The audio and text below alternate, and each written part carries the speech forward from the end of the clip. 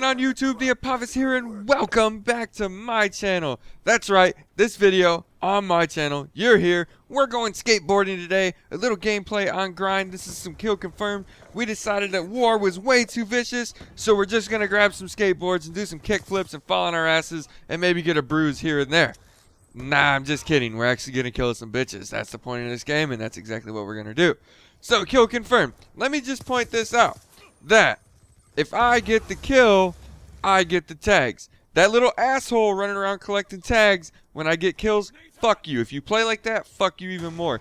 You get the tags if for some reason that I can't get to them. That's the only way you get the tags from the kills that I rack up. If I can't get to them due to a death, then you can have them. You don't get to be a jackass and run around and just grab tags because you can't get a kill yourself. It doesn't fucking work that way. Especially when you trigger a shock charge or a Betty that causes the van, which is about to blow up, to actually blow up sooner than it would have had you not done that and killed us both.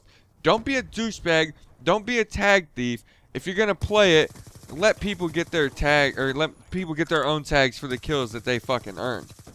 Enough of that rant. Let's get on to what I want to actually talk about today, and that's your area of influence, like your range of influence that you have on other people. I know you're probably sitting there thinking right now that, oh, I'm just a nobody, I don't do YouTube, or I'm just some student, or I'm not implying that if you don't do YouTube you're a nobody. I'm just saying, like, you might be thinking to yourself, I don't do anything that would cause me to have to be influential. And quite honestly, you're wrong.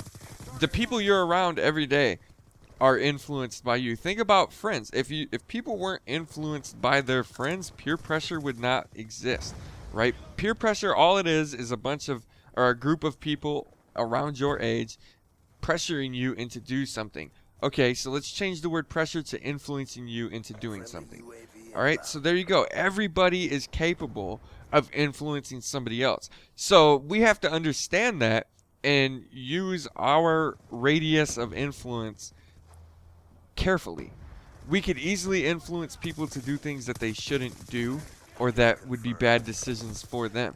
And the more aware we are of who we influence and how they're influenced by us, the better off we're going to be, and the better off they're going to be.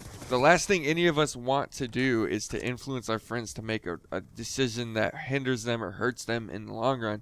But we're all put in that position on a constant basis. How many times does a friend or family member come up to you and ask for your advice on something? Your advice, by giving them advice, you're influencing their decision. Like, they asked you, I didn't even see this guy coming around the ramp. I kind of deserved that. I got hung up on the mini-map. Anyway, by giving somebody advice, or by asking for some advice from somebody, you are asking for them to influence you. People don't ask for advice without the intention of taking it and making their decision based on what you say. Now, we're all in situations on a constant basis where people want to know our thoughts on something, whether it be as simple as, what do you want to eat right now? Well, that means that they want to know what you want because they don't know what they want. And as soon as you go, oh, I think we should have pizza, they're going to be like, yeah, pizza sounds good. So something as simple as asking, what do you want to eat right now? Or a friend asking you that, or a family member asking you that, a girlfriend or whatever. Your answer is going to influence what they decide they want to eat. Seriously, next time somebody asks you, hey, what do you want to eat? Tell them, I don't know.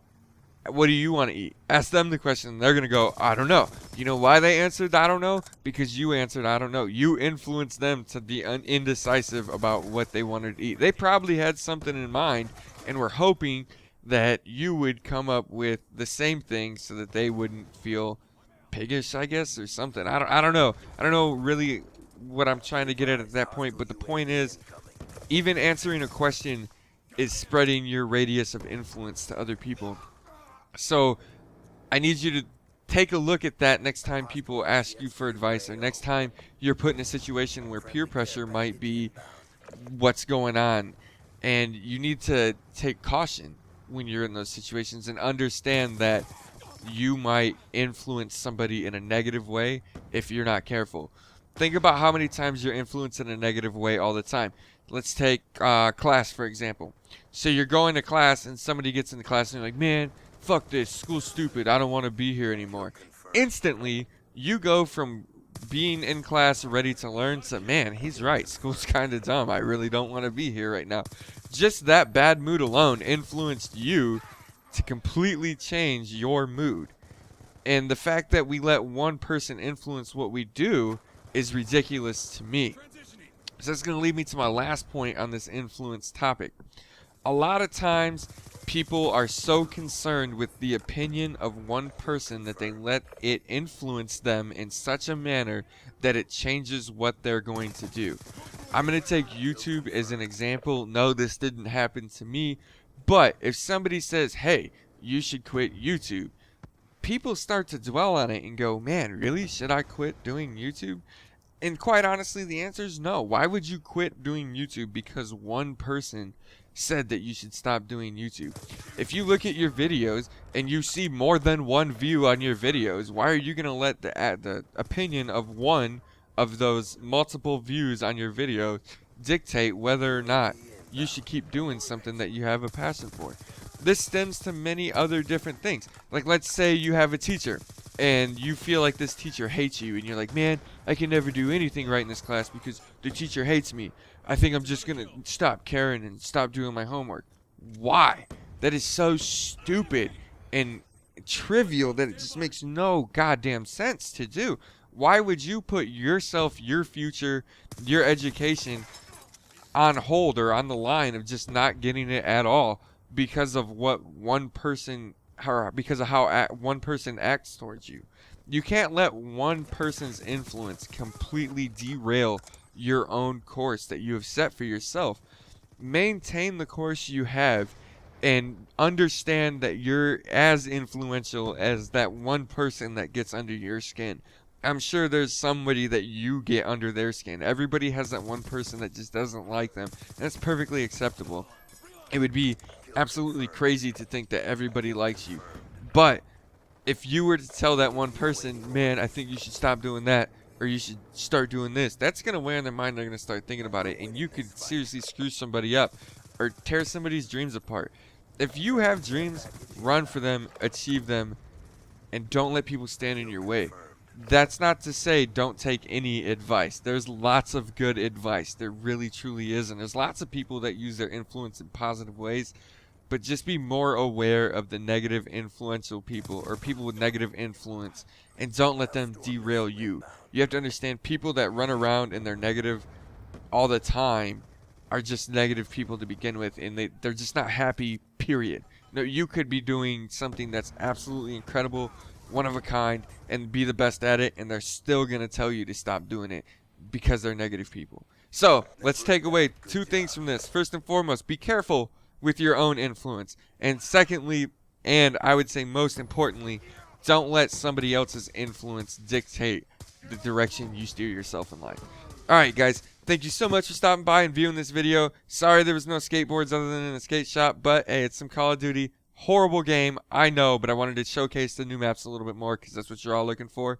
And let's close this on out.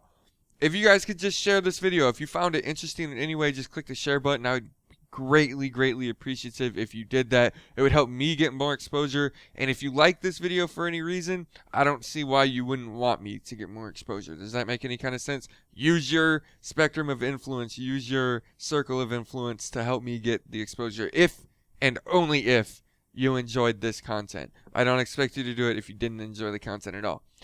2 videos on the screen.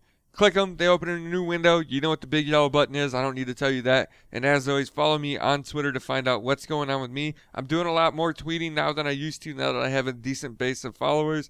And I always typically tweet when I'm playing Call of Duty. So if you guys want to get together and play a few games, make sure you're following me over on Twitter. Alright, thank you so much for stopping by. I really appreciate you taking the time out of your day to view this video.